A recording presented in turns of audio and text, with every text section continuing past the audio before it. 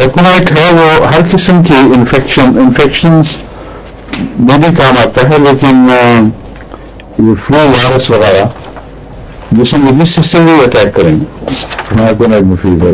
گردے پہ کریں گے تو پیشاب بار بار آنا شروع ہو جائے گا اور بے چینی پیدا ہوتی ہے۔ پیشاب کی جرم کی وجہ سے بے چینی اور چیز ہے، وہ ہلکی سی ہوتی ہے، مگر اس میں وائلنس ہوتی ہے، اس لیے خون جلدی آتا ہے۔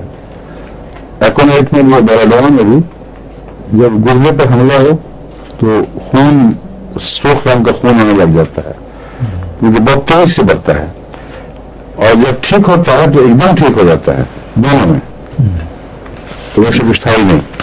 ایکونائٹ میں ایک چیز ہے جو رسٹاک سے بھی ملتی ہے، وہاں ویٹ ویدر خواہ ہاٹ ہو، اس میں ایکونائٹ میں طبیعتیں زیادہ خراب ہو جاتی ہیں۔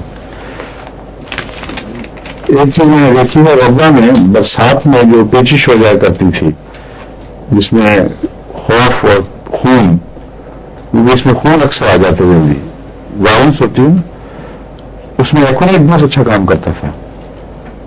تو یہ جو کہتے ہیں ہاٹ ویٹ ویدر، اس موسم کی جو انتڑیوں کی خرابیاں ہیں اس میں خصوصیت سے یہ ایکونائٹ بہت اچھا کام کرتا ہے۔ لکھا ہوا ہے اس میں نوٹس میں بھی، اسپیشلی گیسٹرو-انٹسٹینل ڈسٹربنسز ایٹسٹرا۔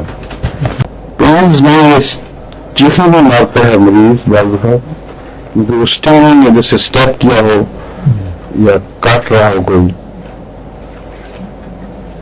اور چکر ہے بڑے سخت آتے ہیں، لیکن موومنٹ کے ساتھ نمایاں ہوتے ہیں وہ زیادہ، اور اگر لیٹے ہوئے چکر جا رہا ہے تو پھر کیا ہوتا ہے؟ لیٹے نہیں،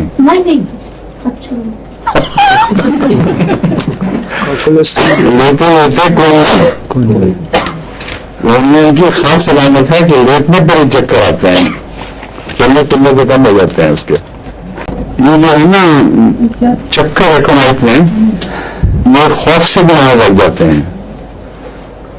ایک عورت کے لیے جا رہی ہے اسٹور میں، اچانک کوئی کتا جھپٹے تو اس سے جو فائٹ پیدا ہوتی ہے اس کے کئی بڑے اثرات پیدا ہوتے ہیں، اور ایکونائٹ کے خاصہ یہ ہے کہ اس سے چکر آنے لگ جاتے ہیں، کنفیوژن ہو جاتی ہے، کافی دیر تک اس کا بد اثر باقی رہتا ہے۔